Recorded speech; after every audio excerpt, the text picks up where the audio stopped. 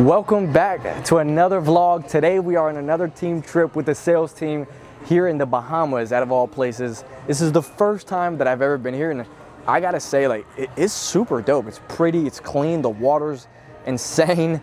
We're at the Baja Mall right now. We're on the SLS side, and what we're gonna be doing over the next couple days is just hanging out with the sales team, getting a chance to enjoy the Bahamas, but more importantly, I'm going to interview every single millionaire here, and I'm going to ask them their best practice tips on how to create wealth and what was able to help them. And don't worry about it, none of the tips are going to include anything about life insurance, so it's going to be applicable to any industry that you're in, any background. It doesn't matter what you do, it doesn't matter how you do it. This is definitely going to help. So stay tuned. But we just landed, so we're starving. We got to get settled in.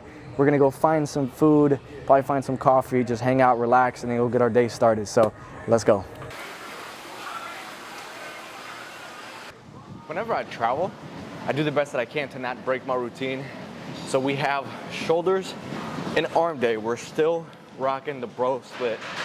And today is the upper body day. The gym, I'm not gonna lie, it's pretty shitty. I always like to stay in rhythm whenever I travel, not break my routine and start doing whatever I wanna do. Stop working out, stop eating healthy, because it makes it so much harder whenever I do get back in town. So we're gonna stay on routine. We're gonna get a good workout in. We're gonna go eat some food, and then we're gonna go get the day started. So let's rock. First movement, we have shoulder press. And since we can't load up the weight, there's not that much weight, we're just gonna focus on hypertrophy. We're gonna be doing a lot of reps for 3, get a good pump in. So this is what we're gonna be starting out with.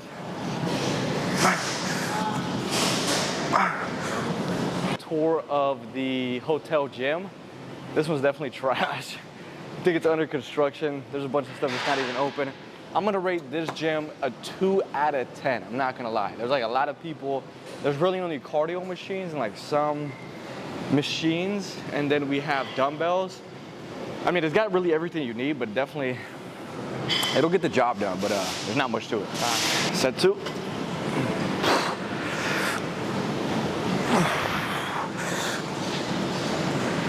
We're here with Jimbo.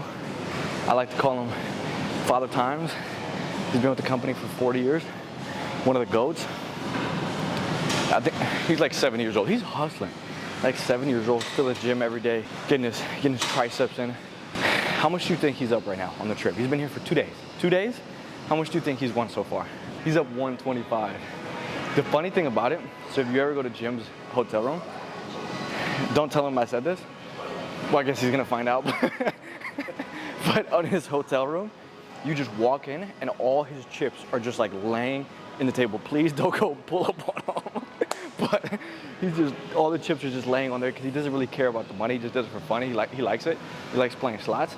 And his wife, Nancy, literally has to go just pick up the chips and bring it out when he leaves. You all right? See ya. That's what you do when you're rich, man. You come in here and hit a couple triceps. Balance.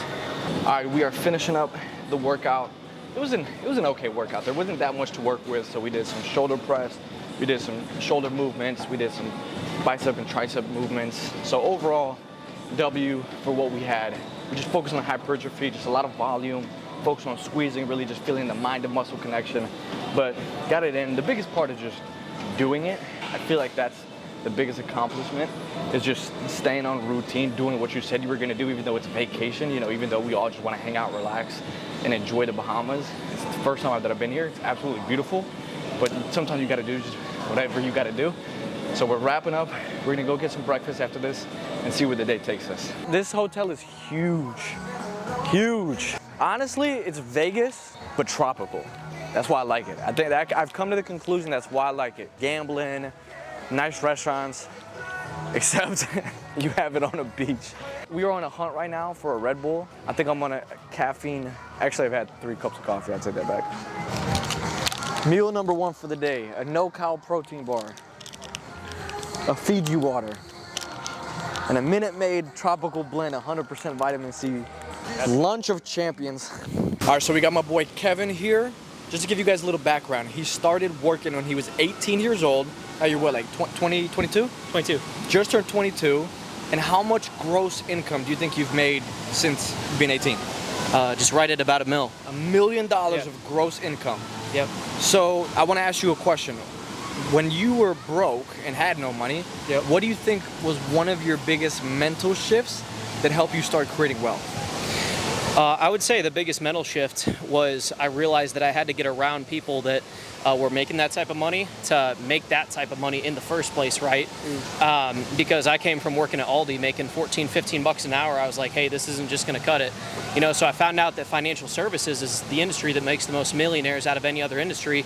And I made the mental shift to intentionally surround myself with those types of people. Yeah. I was grateful enough to find an opportunity that allowed me, my circumstances, to serve as a vehicle to get to where I want to be.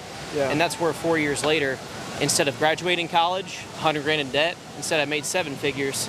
And it was the best decision I ever made. Yeah. You know what's crazy is, especially now, like being able to do what I've been able to do, Yeah. the rooms that I've been able to get to, whenever we get around people that are more successful, it just unlocks something inside of our brain that just tells us like, hey, you know what? Wait a minute. If they can do it, I can too. Like I know when I'm 100%. around Marcus and some of our agency owners that make millions and millions of dollars and Right. have made millions, I'm just like, wait a minute, hold on. You're a human being just like me. If you can do this, I can do this too. So yeah, Right. I think that's huge. Just getting around the right people. Yeah, completely.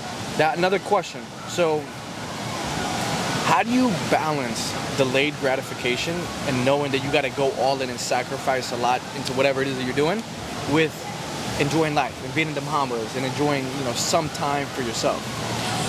Yeah, that's a great question. I think for the delayed gratification part, you just got to mentally understand that you cannot do the right things over and over again and keep getting a negative result. And I mean, for me, I know myself better than anybody else. I mentally understand that, yeah, sure, I might need a vacation here and there to have that mental reset in order to be more productive within my work life. And I'm sure that you better than everybody else as well. Yeah. And so you just gotta reflect on your own circumstances and decide, like, how much am I willing to sacrifice, how much work am I willing to put in Yeah. for a certain period of time, while also making sure that you're not burning yourself out, and making sure that you're taking care of your mental throughout the way and throughout the process, right? That way you're more productive in the long run to ultimately get to where you want to be. Yeah, I always call it being in rhythm. I know people talk about balance. Right. And in my opinion, when you're building something, there's no balance. It's Right. not going to be a perfect scale. 100%. You're just in rhythm. You have a consistent flow that it can just keep you going. And, Right. it's not going to be perfectly balanced, but I know what you mean. That's dope, bro. Completely. Last question, all right? So, what do you think is one thing you had to unlearn to help you get to where you wanted to be? Yeah, I mean, one thing that I had to unlearn was, I came from, graduating college, where we're all just focused on the present moment within our current circumstances, whether that just be in the moment hanging out with friends, in the moment just, focusing on the wrong habits, and I had to unlearn those bad habits in order to focus on habits that ultimately will take me to where I want to be in my life, right? And then once I started learning those habits in terms of, it's okay to sacrifice right now when you're young. You got to be coachable ultimately to get to where you want to be, learning from those who are in a situation where you ultimately want to get to, Yeah. right? I think that's the biggest thing to help me level up. Yeah. Just getting rid of the old habits and developing new habits that'll take me to where I ultimately want to be. Yeah, that's dope. Yeah. Last question. What car did you just buy? A Lamborghini Urus. Team Lambo, let's go. Day 2 on the agenda today is swimming with the pigs. This is something that I always see on social media, so I've always been excited to try it out. So we're about to go see what all the hype is about. But check it out for a second. Look at the water.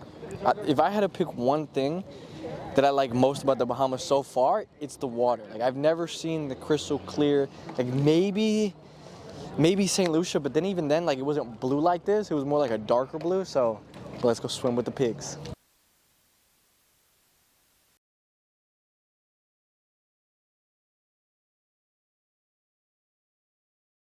We are about to feed the pigs. I've never done it before, but I told you guys that if you put your hand by their face, that they snag your hand, I guess. So they gave us these little skewers.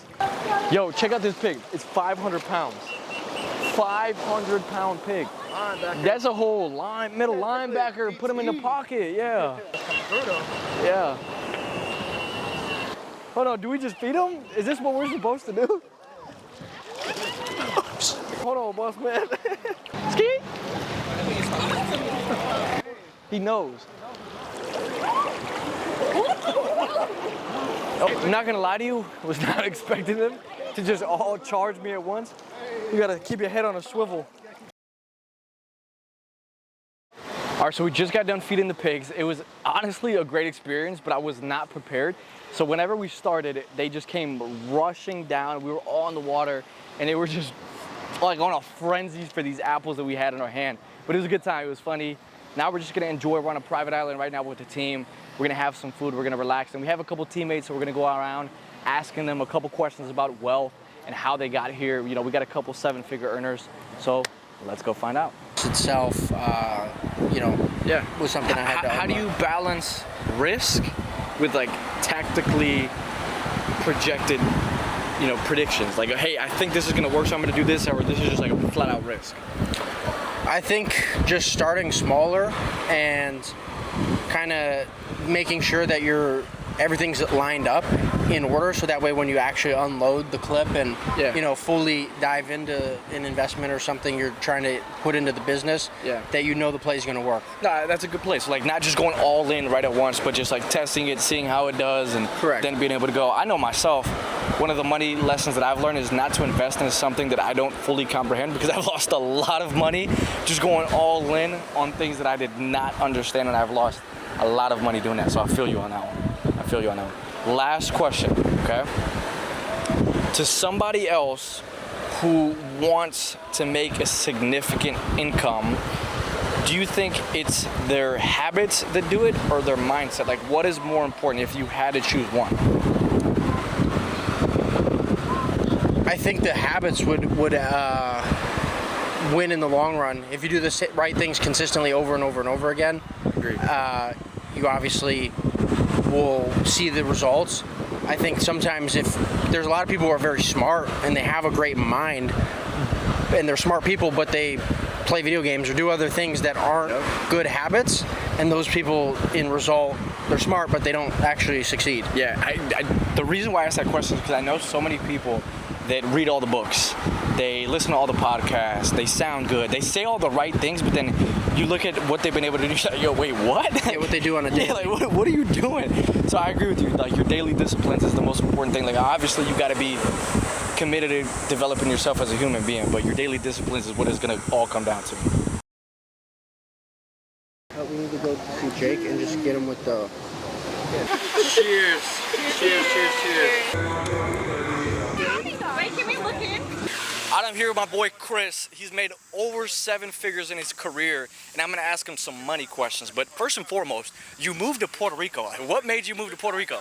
The weather, la cultura, the tax benefits, baby. There's some great tax benefits out there for Act 60. If you know about it, you know about it. But for all those reasons, that's why I moved. Was there a moment when money started to feel like real? It wasn't just like numbers, but it was freedom, like you could do things. Yeah, I was always broke my entire life. So once the money started pouring in, I always say, like, systems. If you can find the right system that prints you capital and it's just reoccurring, it's passive, that opens up the gates, just actually, one, living life without having to worry about that shit, because oh my gosh, and two, the other opportunities that you can pull with the power that you have now because of those little pieces of paper. So I'd say about, 2.5 years in the business, it finally blew up for me, and it was just from having to worry about Planet Fitness overdrafting my account to, you know what I mean, swiping and not caring. It's a different life, you know? I know what you mean. I felt the same exact way. Like, I came from Mexico, immigrant family, came from nothing, and then all of a sudden I started making money, and then life started to change like in front of me. It felt good, bro, not gonna lie. If you lost everything tomorrow, what would you do to get it back? Just hustle. If you know the system, you know you can do it again. And now that you've gone through all the trials and errors and adversities, it'll be even quicker to get it right back. So I would just go right back to the phones, right back to doing my thing, and the quicker I could do it, the better. Now, what's one lie that people believe about wealth that you had to unlearn? My parents put a very limiting mindset on me, which is one of the hardest things to admit, because I love my parents so much, the strongest, best people I've ever met. Same way. But they didn't know anything about money. So I was taking advice from people that didn't know anything about money, and I guess to answer that question is having the opening mindset even though the people you trust most, just opening your mind to knowing that you can do more and having a bigger mindset to getting more and doing more and living more. And it's gonna have more risk, gonna have more adversity, gonna have more downsides with the upsides, but being able to truly tap into that and then go after it with complete faith, even though you're going through the adversities. I wish somebody had told me that you could do that as soon as you flip that switch. Yeah, I'm the same exact way. Like, again, I grew up from Mexico. I love my parents to death, but they're not the people that you take money advice from. Like, my dad